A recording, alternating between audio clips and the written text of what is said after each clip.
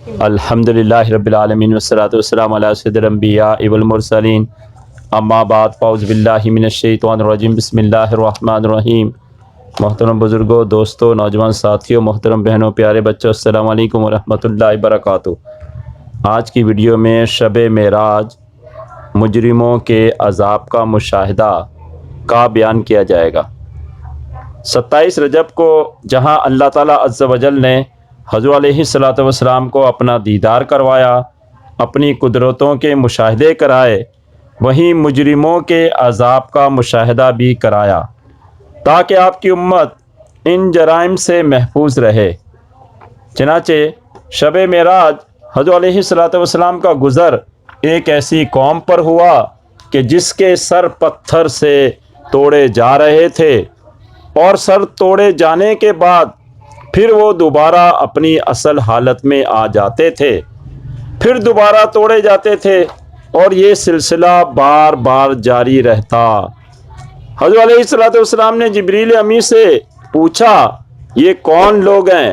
جبریل علیہ السلام نے عرض کی، یا رسول اللہ صلی اللہ علیہ وسلم، یہ وہ لوگ ہیں جو نماز سے غفلت برتتے تھے۔ اس سے وہ مرد و عورت درس حاصل کریں جو جان بوجھ کر نمازیں چھوڑ دیتے ہیں۔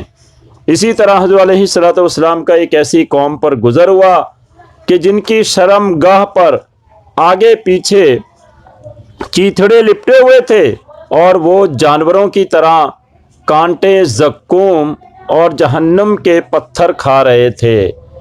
حضرت علیہ السلام نے پوچھا، یہ کون لوگ ہیں؟ جبریل نے عرض کی، یہ وہ لوگ ہیں جو اپنے مال کی زکوٰۃ نہیں نکالتے تھے۔ صاحب استطاعت ہونے کے باوجود بھی جو لوگ زکوٰۃ ادا نہیں کرتے، وہ اس پر غور فرمائیں۔ دوسری ایک قوم پر جب رسول اللہ صلی اللہ علیہ وسلم کا گزر ہوا کہ جس کے سامنے ایک ہانڈی میں پکا ہوا گوشت رکھا ہے جو صاف ستھرا ہے، نفیس ہے، جبکہ دوسری ہانڈی میں کچا اور سڑا ہوا گوشت رکھا ہوا ہے، مگر وہ لوگ اس عمدہ گوشت کو چھوڑ کر گندا اور سڑا ہوا گوشت کھا رہے ہیں۔ رسول اللہ صلی اللہ علیہ وسلم نے پوچھا، یہ کون لوگ ہیں؟ جبریل علیہ السلام نے عرض کی، یہ وہ مرد ہیں کہ جن کے پاس ان کی حلال بیوی تھی، مگر یہ لوگ بدکار عورتوں کے پاس جا کر رات گزارتے تھے۔ اسی طرح یہ وہ عورتیں ہیں کہ جو اپنے حلال شوہر کو چھوڑ کر بدکار مردوں کے پاس رات گزارتی تھیں۔ اسی طرح آپ نے عورتوں کے ایک گروہ کو دیکھا کہ وہ چھاتیوں سے لٹکی ہوئی ہیں۔ حضرت علیہ السلام نے جبریل سے پوچھا، یہ کون عورتیں ہیں؟ جبریل نے عرض کی، یہ وہ عورتیں ہیں جو اپنے خاوند کے نکاح میں ہوتے ہوئے بھی بدکاری کرتی تھیں اور حرامی بچوں کو ان کی اولاد میں داخل کرتی تھیں۔ اس سے زانی مرد اور زانی عورتیں نصیحت حاصل کریں اور اس برے فعل سے توبہ کریں۔ پھر حضرت علیہ السلام کا ایک ایسی قوم پر گزر ہوا جو خون کی نہر میں تیر رہے تھے اور پتھر کھا رہے تھے۔ حضرت علیہ السلام نے پوچھا، یہ کون لوگ ہیں؟ جبریل امین نے عرض کی، یہ سود خور ہیں۔ مزید حضرت علیہ السلام نے سود خوروں کو اس حالت میں دیکھا کہ ان کے پیٹ کوٹھریوں کی طرح ہیں جن میں سانپ دکھائی دیتے ہیں، جب ان میں سے کوئی کھڑا ہوتا ہے تو فوراً گر پڑتا ہے۔ ایک اور قوم پر آپ کا گزر ہوا کہ جن کی زبانیں اور ہونٹ آگ کی کینچیوں سے کاٹے جا رہے ہیں۔ آپ نے پوچھا تو جبریل علیہ السلام نے عرض کی، یہ وہ فتنہ پرور لوگ ہیں جو دوسروں کو نصیحت کرتے تھے مگر خود عمل نہیں کرتے تھے۔ ان دونوں روایتوں میں سے پہلی روایت سے سود خور درس حاصل کریں اور سود سے چھٹکارا حاصل کریں۔ دوسری روایت سے پتہ چلا کہ دوسروں کو نصیحت کرنے سے پہلے خود بھی عمل کریں، ورنہ مذکورہ سخت عذاب کے لیے تیار رہیں۔ مزید ایک اور قوم کو آپ نے دیکھا کہ جس کے ناخن تانبے کے تھے، جن سے وہ اپنے چہروں اور سینوں کو زخمی کر رہے تھے۔ آپ علیہ الصلوۃ والسلام نے جبریل سے فرمایا یہ کون لوگ ہیں؟ جبریل نے عرض کی یہ چغل خور ہیں جو لوگوں کا گوشت کھاتے اور ان کی عزت کے در پہ ہوتے ہیں۔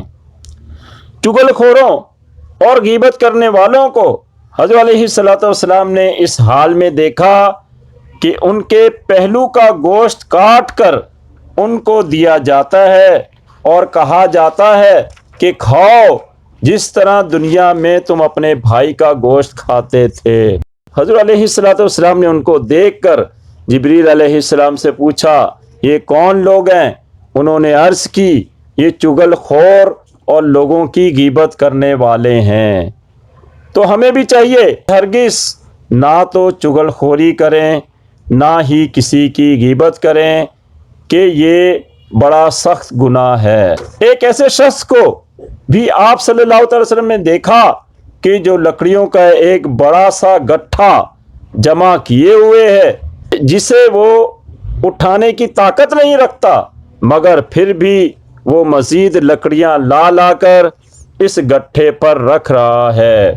حضرت علیہ الصلوۃ والسلام نے جبریل سے فرمایا یہ کون ہے؟ انہوں نے عرض کی یہ آپ کی امت کا وہ شخص ہے کہ جس نے لوگوں کی اتنی زیادہ امانتیں رکھ لی ہیں کہ جنہیں وہ ادا نہیں کر سکتا، لیکن پھر بھی اور زیادہ اکٹھی کر رہا ہے۔ تو ہمیں امانت میں خیانت سے پرہیز کرنا چاہیے۔ ایک ایسے پتھر پر سے اللہ کے نبی صلی اللہ تعالی وسلم کا گزر ہوا کہ جس میں سے ایک بیل نکلتا ہے، پھر اس پتھر میں داخل ہونا چاہتا ہے لیکن داخل نہیں ہو سکتا۔ حضرت علیہ الصلوۃ والسلام نے پوچھا یہ کیا ہے؟